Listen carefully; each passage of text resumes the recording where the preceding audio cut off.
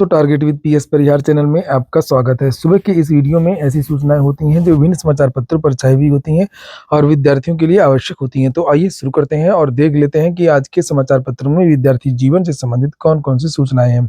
तो वीडियो को जल्दी से लाइक कर दें, शेयर कर दें और जिन छात्रों ने चैनल को अभी भी सब्सक्राइब न किया हो तो जल्दी से सब्सक्राइब कर लें ताकि आप लोगों को इसी प्रकार की ऑथेंटिक अपडेट से सबसे पहले मिलती रहे। आगे बढ़ने से पहले एक सूचना है उन विद्यार्थियों के लिए जो विद्यार्थी किसी भी प्रतियोगी परीक्षा की तैयारी कर रहे हैं। वे सभी अभ्यर्थी टेक्स्ट बुक के इस बेस्ट ऑफर का लाभ ले सकते हैं जिसका नाम है द रिपब्लिक डे सेल। 25 और 26 2 दिन के लिए ये सेल है। आज इसकी लास्ट डेट है। इनका एक ईयरली पास हुआ करता है जिसमें आप लोगों को लगभग 800 से ज़्यादा भर्तियों को मॉक टेस्ट 1 साल के लिए मिलते हैं। यानी कि इसी पास से आप लोग एसएससी, बैंक, रेलवे, यूपीएससी सभी भर्तियों के मॉक टेस्ट में हिस्सा ले सकते हैं। और इस पास की जो कीमत है वो लगभग यहाँ पर देख सकते हैं 351 रुपये कर दी गई है। इसमें भी अगर एक कोड लगा देंगे परचेज करते समय तो आप लोगों को 12% की और एक्स्ट्रा छूट मिल जाएगी। 12 से अधिक भाषाओं में मॉक टेस्ट उपलब्ध है और मॉक टेस्ट की संख्या 80,000 से ज़्यादा है। लिंक मैंने डिस्क्रिप्शन बॉक्स में उपलब्ध करा दी है, तो आप लोग जाकर के इस ऑफर का लाभ ले सकते हैं।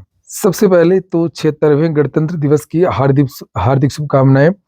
यह दिन हमारे लिए ऐतिहासिक और गर्व का दिन है। आज से हमारे देश का जो संविधान है वो लागू हुआ था। सबसे पहले तो बात कर लेते हैं टीजीटी और पीजीटी को लेकर के। कल के लगभग सभी समाचार पत्रों में इसकी तारीखों के बारे में आपने सुना ही होगा कि जो टीजीटी की जो तारीख है और जो पीजीटी की तारीख है वो मई और जून कर दी गई है। युवा मंच का कहना है कि अब हमारे पास पर्याप्त समय है और मजबूत आधार भी मिल गया है और सीट वृद्धि के लिए अब हम पीआईएल डालेंगे। पीआईएल की जो प्रक्रिया है वो अपने अंतिम चरण में है। अधिवक्ताओं से बातचीत हो रही है। हाई कोर्ट और सुप्रीम कोर्ट के जो ऐसे ऐतिहासिक ऑर्डर हैं जो समय समय पर आए हैं रिक्त पदों को भरने को लेकर के, चाहे वो दिल्ली हाई कोर्ट का ऑर्डर हो या पंजाब का हो, ऐसे बहुत सारे जो साक्ष्य हैं वो एकत्रित किए जा रहे हैं ताकि जो मजबूत पीआईएल है वो दाखिल हो सके। चूंकि आप लोगों ने देखा होगा कि समाचार पत्रों के माध्यम से भी जानकारी दी गई है और विधानसभा में जो शिक्षा मंत्री हैं उन्होंने भी कहा था कि लगभग 25,000 से ज्यादा पद रिक्त हैं और ये बात है 2022-23 की।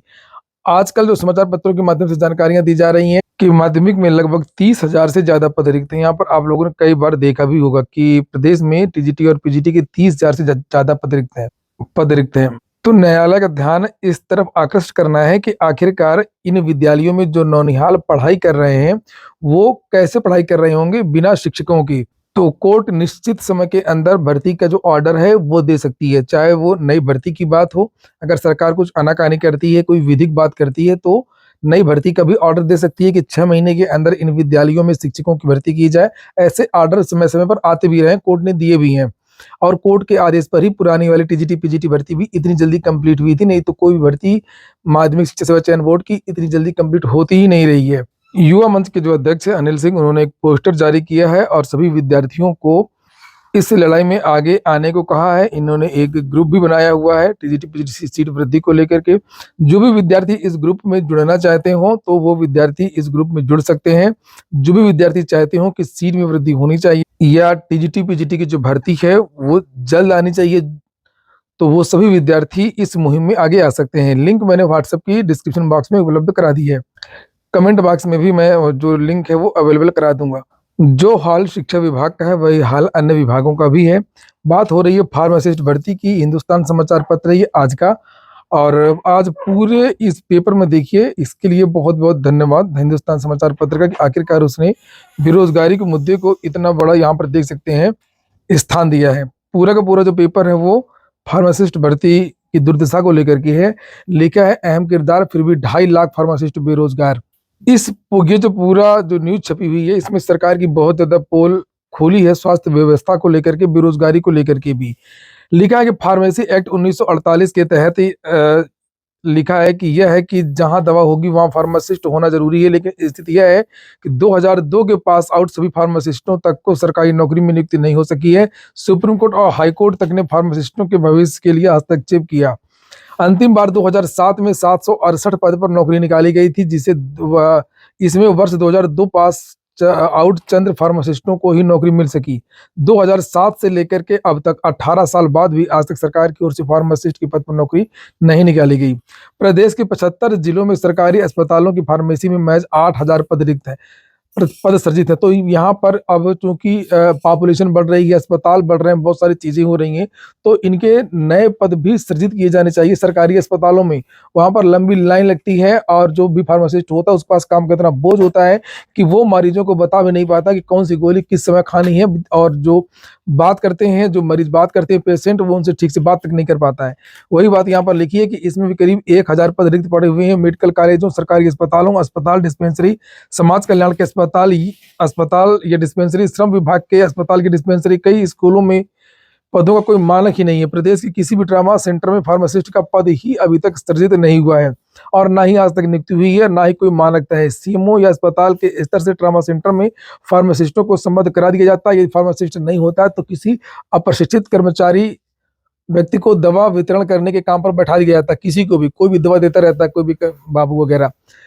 लिखा है कि सभी नर्सिंग होम के इंडोर और आउटडोर में फार्मासिस्टों की तैनाती होनी चाहिए, लेकिन नर्सिंग होम में भी दूसरे अनट्रेंड कर्मचारियों से दवा वितरण का काम करवाया जा रहा है। पशुपालन विभाग में 3000 पद खाली हैं, नियमावली ही नहीं बनी है। पशुपालन विभाग में भी अफसर फार्मासिस्टों के बजाय किसी से भी दवा वितरण का कार्य जो है वो करवा रहे हैं। वही लिखा हुआ है कि ग्रामीण सब सेंटर और आरोग्य मंदिर में फार्मासिस्ट का पद ही नहीं है। वहीं पर यहाँ पर बयान भी है, लिखा है, महानिदेशक है स्वास्थ्य सेवाएं उत्तर प्रदेश, लिखा है कि स्वास्थ्य विभाग में फार्मासिस्टों की भर्ती के लिए अध्याचन शासन स्तर पर भेजा गया है। शासन स्तर से प्रस्ताव पर मोहर लगते ही फार्मासिस्टों की भर्ती की प्रक्रिया का रास्ता साफ हो जाएगा। बेरोजगार फार्मासिस्टों को शासन के निर्देश के आधार पर ही भर्ती प्रक्रिया में शामिल किया जाएगा। तो जो भी विद्यार्थी आजकल फार्मेसी कर रहे हैं वो बेरोजगार हैं और मेडिकल स्टोर वगैरह में काम करते हैं, तो बहुत कम पैसा मिलता है, 2-3 हजार रुपए महीने में काम करते हैं। दवा फैक्ट्रियां सारी उत्तराखंड में चली गई हैं, तो यहाँ पर कोई भी दवा की कंपनी नहीं है जहाँ पर उनको रोजगार मिल सके। और एमआर का हाल आप देख ही रहे हैं। दिल्ली में चुनाव चल रहे हैं और वहां पर बीजेपी की तरफ से घोषणा की गई है कि 20 लाख रोजगार के अवसर, 50,000 सरकारी नौकरी देंगे अमित शाह। सरकारी नौकरी की बात करते समय भाजपा के नेताओं को शोभा नहीं देता है। चलिए अगली सूचना देखते हैं। भ्रामक विज्ञापन में कोचिंग सेंटर पर जुर्माना लगाए, इसको लेकर के मैंने कल वीडियो भी बनाया था और आज पेपर में भी है। लेकिन केंद्रीय उपभोक्ता संरक्षण प्राधिकरण ने सिविल सेवा परीक्षा में अपने बच्चों की सफलता के बारे में भ्रामक विज्ञापन देने के लिए विजन आईएएस पर 3 लाख रुपए का जुर्माना लगाया है। उपभोक्ता मामले, खाद्य एवं सार्वजनिक वितरण मंत्रालय की ओर से जारी एक बयान में कहा गया है कि प्राधिकरण ने पाया कि विजन आईएएस ने जानबूझकर के विशिष्ट पाठ्यक्रम संबंधी जानकारी छिपाई, जिससे ऐसी परीक्षाओं में उसकी सफलता दर के बारे में भ्रामक धारणा बनी। विजन आईएएस ने कहा था कि जो टॉप के जो 10 बच्चे हैं आईएएस, वो इन्हीं के कोचिंग संस्थान के हैं और उसने ये नहीं बताया कि इन छात्रों ने किस कोर्स के लिए एडमिशन लिया था। जबकि बताया जा रहा है कि 10 में से केवल एक छात्र ऐसा था जिसने फाउंडेशन कोर्स या पूरा कोर्स लिया था। बाकी जितने भी छात्र थे, 9 छात्र, ज्यादातर विद्यार्थी, उन्होंने टेस्ट सीरीज में हिस्सा लिया था, यानी परीक्षाएं दी थी, टेस्ट वाली पढ़ाई नहीं करी थी। 69,000 शिक्षक भर्ती के जो विद्यार्थी हैं उनका सब्र अब टूट रहा है। लिखा है 69,000 शिक्षक भर्ती अभ्यर्थियों ने निदेशालय घेरा। 69,000 शिक्षक भर्ती में नियुक्ति की मांग को लेकर के आरक्षित वर्ग के अभ्यर्थी शनिवार को निषादगंज स्थित बेसिक शिक्षा निदेशालय के सामने प्रदर्शन किया। अभ्यर्थियों की जिद पर पुलिस ने स्कूली शिक्षा महानिदेशक से मुलाकात कर वार्ता कराई। इसके बाद पुलिस ने अभ्यर्थियों को आलमबाग स्थित इको गार्डन भेज दिया। अमरेंद्र पटेल के नेतृत्व में अभ्यर्थी शनिवार सुबह निदेशालय पहुंचकर धरने में बैठ गए। अभ्यर्थियों ने प्रतिनिधिमंडल ने स्कूली शिक्षा महानिदेशक कंचन वर्मा से भेंट कर मांग पत्र सौंपा और उन्होंने अभ्यर्थियों को भरोसा दिलाया है कि 11 फरवरी की सुप्रीम कोर्ट में मामले की तारीख लगी है और विभाग की ओर से जल्द सुनवाई के लिए सुप्रीम कोर्ट से आग्रह किया जाएगा। सुप्रीम कोर्ट भी कम नहीं है, ये मामला कई साल से लटका हुआ है। ये खुद सोचना चाहिए सुप्रीम कोर्ट को और जल्द से जल्द निस्तारित करना चाहिए। नीट यूजी में बदलाव हो गया है, 3 घंटे में हल करने होंगे 180 प्रश्न। मेडिकल की प्रवेश परीक्षा नीट यूजी 2025 में छात्रों को अब सभी 180 प्रश्नों को 3 घंटे में हल करना होगा। राष्ट्रीय परीक्षा एजेंसी ने वैश्विक महामारी कोविड-19 के दौरान अतिरिक्त समय और प्रश्नों का जो विकल्प दिया था उसे अब हटा दिया गया है। एनटीए ने शनिवार को जारी सूचना में कहा है कि नीट यूजी 2025 का परीक्षा पैटर्न अब कोरोना काल से पहले की तरह रहेगा। इस परीक्षा में फिजिक्स और केमिस्ट्री दोनों में 45-45 प्रश्न और बायोलॉजी में 90 प्रश्न होंगे।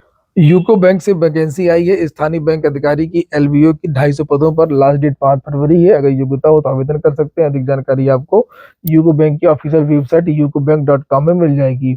देश में 1 अप्रैल से लागू हो जाएगी यूनिफाइड पेंशन स्कीम। केंद्र सरकार ने गणतंत्र दिवस से पहले अपने कर्मचारियों को बड़ी सौगात दे दी है। उसने यूनिफाइड पेंशन स्कीम के लिए अधिसूचना जारी कर दी है। इसके तहत केंद्रीय सरकारी कर्मचारी को सेवानिवृत्ति से पहले के अंतिम 12 महीनों के औसत मूल वेतन का 50% सुनिश्चित पेंशन मिलेगी। जिस तरीके से पुरानी पेंशन में हर महीने पेंशन मिलती थी और जो एनपीएस है उसमें एक मुश्त पेंशन मिल जाती है रिटायरमेंट के बाद में, लेकिन अब इसमें कुछ ना कुछ मिलेगा। कितना मिलेगा उसके बारे में भी जो सारी की सारी जो चीजें हैं वो क्लियर कर दी गई हैं। और जितने भी कर्मचारी हैं उनके पास विकल्प भी हैं, अगर वो चाहे तो पूरा एनपीएस को जारी रख सकते हैं या एनपीएस की जगह यूपीएस ले सकते हैं। ओपीएस अभी लागू नहीं हुआ है, हालांकि लोग ओपीएस की ही मांग कर रहे हैं। नीचे लिखा कि यह स्कीम देश भर में 1 अप्रैल 2025 से लागू होगी। अधिसूचना के अनुसार सेवा से हटाए जाने, बर्खास्तगी या कर्मचारी के इस्तीफे की स्थिति में यूपीएस या सुनिश्चित भुगतान उपलब्ध नहीं होगा। यहाँ पर कुछ और चीजें भी लिखी हुई हैं, जैसे कि ये 12 महीने के औसत मूल वेतन का 50% उन्हीं को मिलेगा जिनकी न्यूनतम जो सेवा है वो 25 वर्षों की हो। परिवार को पेंशन का 60% पारिवारिक पेंशन के तौर पर प्राप्त होगा। 10 वर्ष की सेवा पूरी करने पर कम से कम 10,000 रुपये प्रतिमाह पेंशन मिलेगी और सेवानिवृत्ति पर एक मुश्त भुगतान भी मिलेगा। आज के वीडियो में इतना ही। पूरा वीडियो सुनने के लिए बहुत बहुत धन्यवाद।